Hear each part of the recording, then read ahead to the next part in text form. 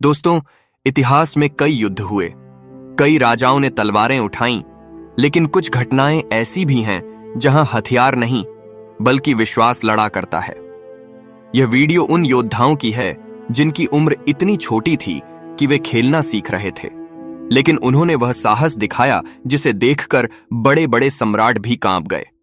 उनसे कहा गया, धर्म छोड़ दो, जीवन मिल जाएगा, लेकिन उन्होंने जीवन से ज्यादा अपने धर्म को चुना।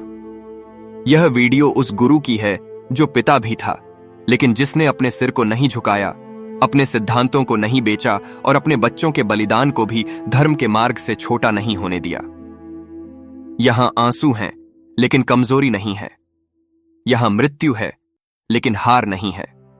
यहां दीवारें हैं, लेकिन डर नहीं है। यह कोई साधारण इतिहास नहीं, यह उस आत्मा की कथा है जो न झुकी, न टूटी और न ही कभी समाप्त हुई।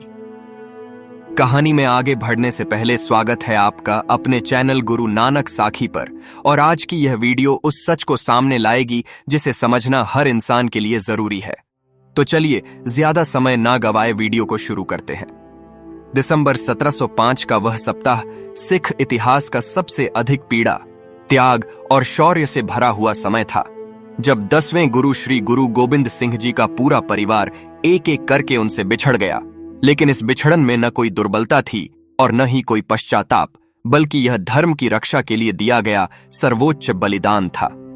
उस समय आनंदपुर साहिब पर मुगल शासन और पहाड़ी राजाओं की संयुक्त सेनाओं ने लंबे समय से घेराबंदी कर रखी थी। महीनों तक घिरे रहने के कारण किले के भीतर भोजन, पानी और आवश्यक वस्तुएं समाप्त हो चुकी थीं। बच्चे भूख से रोते थे, वृद्ध और घायल सिख असहाय हो चुके थे। तब मुगल अधिकारियों ने कुरान और पवित्र ग्रंथों की कसम खाकर गुरु गोबिंद सिंह जी को आश्वासन दिया कि यदि वे आनंदपुर साहिब छोड़ दें तो उन्हें और उनके परिवार को सुरक्षित जाने दिया जाएगा। लेकिन यह आश्वासन एक गहरा षड्यंत्र था। 20 और 21 दिसंबर 1705 की मध्यरात्रि में जब गुरु गोबिंद सिंह जी अपने परिवार और सिखों के साथ आनंदपुर साहिब से निकले तो सरसा नदी उफान पर थी। ठंड, अंधेरा और अफरा तफरी के बीच मुगल सेना ने अचानक आक्रमण कर दिया। इसी अराजकता में गुरुजी का परिवार अलग अलग दिशाओं में बिछड़ गया। माता गुजरी जी अपने 2 छोटे पोतों साहिबजादा जोरावर सिंह जी और साहिबजादा फतेह सिंह जी के साथ अलग हो गईं, जबकि गुरु गोबिंद सिंह जी अपने 2 बड़े साहिबजादों साहिबजादा अजीत सिंह जी और साहिबजादा जुझार सिंह जी के साथ चमकौर की ओर बढ़े। चमकौर के छोटे से किले में गुरुजी के साथ केवल 40 सिख थे और सामने मुगल सेना के हजारों सैनिक। फिर भी किसी के चेहरे पर भय नहीं था, क्योंकि वे धर्म की रक्षा के लिए खड़े थे। सबसे पहले 18 वर्षीय साहिबजादा अजीत सिंह जी ने अपने पिता से युद्ध में उतरने की अनुमति मांगी। गुरु गोबिंद सिंह जी जानते थे कि उनका पुत्र अब लौटकर नहीं आएगा। फिर भी उन्होंने उसे रोका नहीं, क्योंकि खालसा को पीछे हटना सिखाया ही नहीं गया था। साहिबजादा अजीत सिंह जी युद्ध भूमि में उतरे और असंख्य शत्रुओं से लड़ते हुए वीर गति को प्राप्त हुए। इसके बाद मात्र 14 वर्ष के साहिबजादा जुझार सिंह जी ने भी अपने पिता से युद्ध की आज्ञा मांगी। गुरुजी का हृदय पिता होने के नाते टूट रहा था, लेकिन गुरु होने के नाते उन्होंने अपने पुत्र को भी धर्म से ऊपर नहीं रखा। साहिबजादा जुझार सिंह जी भी शेर की तरह लड़ते हुए शहीद हो गए। चमकौर की उस भूमि पर पिता ने अपने दोनों बेटों को खो दिया, लेकिन गुरु गोबिंद सिंह जी की आत्मा विचलित नहीं हुई, क्योंकि उन्होंने अपने पुत्रों को खालसा के आदर्शों पर बलिदान होते देखा। दूसरी ओर माता गुजरी जी अपने 2 छोटे पोतों के साथ सरसा नदी पार करने के बाद गंगू नामक ब्राह्मण के घर पहुंची, जिसने पहले तो शरण दी, लेकिन फिर धन के लोभ में आकर उन्हें मुगल अधिकारियों को सौंप दिया। माता गुजरी जी और दोनों छोटे साहिबजादों को सरहिंद ले जाया गया और ठंडे बुर्ज में कैद कर दिया गया। दिसंबर की कड़ाके की ठंड, भूख और भय के बीच भी माता गुजरी जी अपने पोतों को गुरबाणी, गुरु परंपरा और शहादत की कहानियां सुनाती रहीं, ताकि उनके मन में कोई डर न आए। सरहिंद के नवाब वजीर खान ने साहिबजादा जोरावर सिंह जी और साहिबजादा फतेह सिंह जी को इस्लाम स्वीकार करने का लालच दिया और धमकी भी दी कि यदि उन्होंने धर्म नहीं बदला तो मृत्यु निश्चित है। लेकिन 9 वर्ष और 7 वर्ष की उम्र में भी दोनों बच्चों ने स्पष्ट शब्दों में कहा कि वे गुरु गोबिंद सिंह जी के पुत्र हैं और अपना धर्म नहीं छोड़ सकते। यह सुनकर वजीर खान क्रोधित हो गया और उसने अमानवीय आदेश दिया कि दोनों बच्चों को जिंदा दीवार में चुनवा दिया जाए। जब दीवार उनके शरीर के ऊपर चढ़ती जा रही थी, तब भी उनके मुख से वाहे गुरु का नाम निकलता रहा। अंततः दीवार गिर गई और दोनों साहिबजादे शहीद हो गए। जब अब यह समाचार माता गुजरी जी तक पहुंचा तो उन्होंने उसी ठंडे बुर्ज में अपने प्राण त्याग दिए। कुछ ही दिनों के भीतर गुरु गोबिंद सिंह जी ने अपने चारों पुत्रों और अपनी माता को खो दिया, लेकिन उन्होंने शोक में डूबने के बजाय इतिहास को एक अमर संदेश दिया जब उन्होंने कहा, 4 मुए तो क्या हुआ, जीवित कई हजार। अर्थात मेरे 4 पुत्र शहीद हुए हैं, लेकिन खालसा पंथ जीवित है और वही मेरा परिवार है। यह सप्ताह केवल एक परिवार के बिछड़ने की कथा नहीं है, बल्कि यह उस अद्भुत आस्था का प्रमाण है जिसमें धर्म, सत्य और मानवता के लिए अपने सबसे प्रिय जनों को भी न्यौछावर कर दिया गया।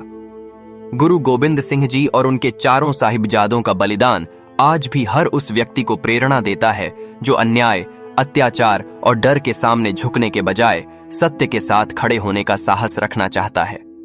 चारों साहिबजादों की शहादत के बाद गुरु गोबिंद सिंह जी शारीरिक रूप से टूटे नहीं, बल्कि आध्यात्मिक रूप से और अधिक दृढ़ हो गए। चमकौर की गढ़ी से निकलने के बाद वे माछीवाड़ा के जंगलों में पहुंचे, जहां उन्होंने उच्च दा पीर के रूप में कठिन जीवन व्यतीत किया। ठंड, भूख और लगातार पीछा करती मुगल सेना के बीच भी गुरुजी ने धैर्य और साहस नहीं छोड़ा। यहीं उन्होंने प्रसिद्ध मित्र प्यारे नू का शब्द लिखा, जो उनके अकेलेपन और ईश्वर से संवाद का प्रमाण है। इसके बाद वे दीना और कोट कपूरा होते हुए तलवंडी साबो पहुंचे, जिसे आज दमदमा साहिब कहा जाता है। यहां गुरु गोबिंद सिंह जी ने कुछ समय विश्राम किया और गुरु ग्रंथ साहिब जी के अंतिम स्वरूप को पूर्ण करवाया। इसी दौरान उन्हें माता गुजरी जी और छोटे साहिबजादों की शहादत का समाचार मिला। गुरु जी ने कोई शोक सभा नहीं की, बल्कि कहा, 4 मुए तो क्या हुआ, जीवित कई हजार। इसका अर्थ था कि उनका परिवार अब पूरा खालसा पंथ है। इसके बाद गुरुजी राजस्थान और महाराष्ट्र की ओर गए और नांदेड़, महाराष्ट्र पहुंचे, जहां मुगल बादशाह बहादुर शाह से उनका संवाद हुआ। लेकिन 1700 के रामादी वासी में वजीर खान के भेजे गए 2 पठानों ने गुरुजी पर हमला कर दिया। पहले हमला विफल रहा और गुरुजी बच गए, लेकिन कुछ दिनों बाद घाव फिर से खुल गया और 1700 को से 1708 को नांदेड़ में गुरु गोबिंद सिंह जी ने ज्योति जोत समाई। ज्योति जोत का अर्थ है कि गुरु की दिव्य ज्योति शारीरिक रूप से इस संसार से विदा होकर परमात्मा में लीन हो गई। मृत्यु शब्द का प्रयोग सिख परंपरा में गुरु के लिए नहीं किया जाता, क्योंकि गुरु शाश्वत चेतना है। ज्योति जोत से पहले गुरु गोबिंद सिंह जी ने सबसे ऐतिहासिक घोषणा की कि अब मानव गुरु की परंपरा समाप्त होती है और गुरु ग्रंथ साहिब जी ही सिखों के शाश्वत गुरु होंगे। सब सिखन को हुक्म है गुरु मानियो ग्रंथ। जहां तक खालसा पंथ की स्थापना का प्रश्न है, तो यह चारों साहिबजादों की शहादत के बाद नहीं, बल्कि उससे पहले 13 अप्रैल 1699 को बैसाखी के दिन आनंदपुर साहिब में स्वयं गुरु गोबिंद सिंह जी ने की थी।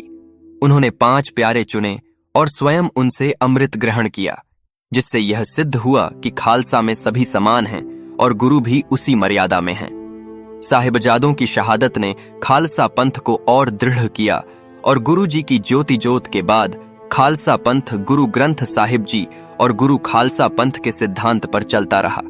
इस प्रकार चारों साहिबजादों का बलिदान, गुरु गोबिंद सिंह जी का जीवन और ज्योति जोत और खालसा पंथ की स्थापना, ये तीनों एक ही दिव्य योजना के अंग हैं, जिनका उद्देश्य था मानवता को अन्याय, भय और अधर्म से मुक्त करना।